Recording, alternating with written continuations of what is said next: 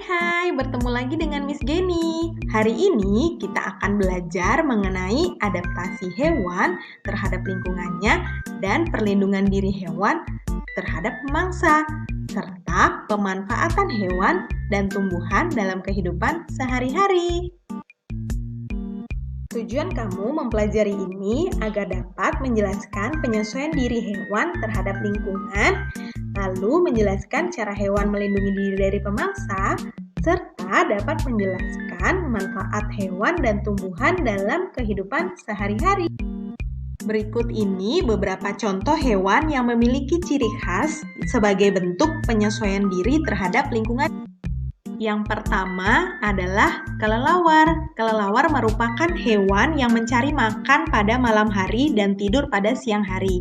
Kelelawar memiliki kemampuan mendeteksi mangsanya berdasarkan bunyi pantul.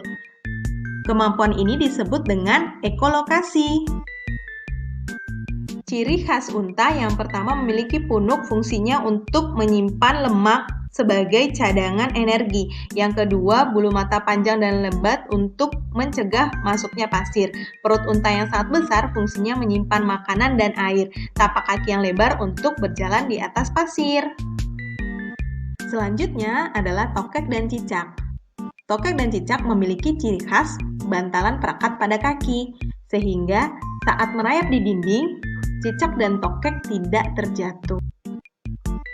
Selanjutnya adalah burung hantu. Ciri khasnya, pertama penglihatan dan pendengaran yang tajam, yang kedua lehernya lentur.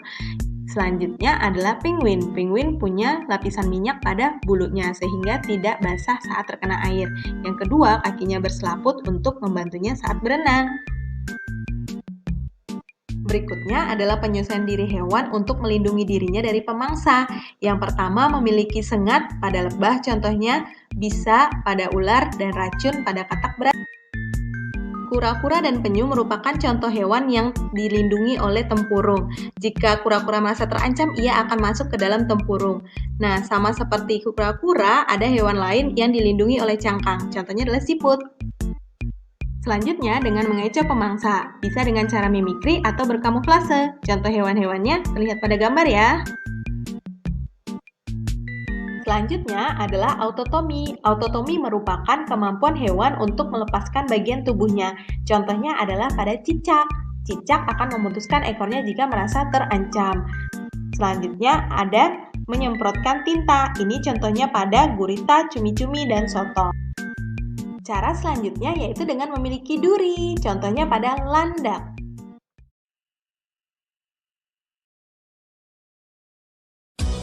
Sekarang kita akan mempelajari tentang manfaat tumbuhan dan hewan. Tumbuhan memiliki manfaat yang sangat penting, yaitu menghasilkan oksigen untuk makhluk hidup lainnya. Kita lihat yuk beberapa contoh tumbuhan yang memiliki manfaat-manfaat lainnya. Kelapa memiliki banyak manfaat. Buahnya dapat dijadikan bahan makanan dan minuman, daun untuk atap rumah, dan batangnya sebagai bahan bangunan. Selanjutnya ada bakau. Bakau ini untuk mencegah abrasi pantai, tempat perkembangbiakan hewan laut, dan buah bakau dapat dijadikan makanan pengganti nasi. Lidah buaya juga memiliki banyak manfaat, misalnya untuk bahan makanan dan minuman, menyuburkan rambut, mengobati luka bakar, dan sebagai pelembab. Bawang putih memiliki berbagai macam manfaat pula, sebagai bahan masakan, antibiotik alami, serta menurunkan tekanan darah.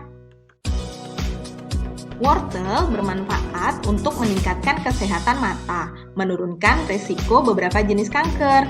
Umbibit mengurangi permasalahan pada pencernaan sebagai pewarna alami. Kunyit meredakan peradangan dan sebagai pewarna alami. Sekarang kita akan lihat manfaat hewan. Yuk kita lihat contoh-contohnya. Lebah. Lebah menghasilkan madu yang bermanfaat untuk makanan dan minuman yang menyehatkan. Kerbau dapat dimanfaatkan sebagai bahan pangan, tenaganya untuk membajak sawah, kulit untuk gendang dan beduk, tanduk untuk hiasan. Unta dapat dimanfaatkan sebagai alat transportasi di daerah gurun, sementara ayam dapat kita manfaatkan daging dan telurnya sebagai bahan pangan. Sekian untuk materi hari ini. Jika kamu sudah paham, kamu bisa mengerjakan latihan bersama guru kelas kamu.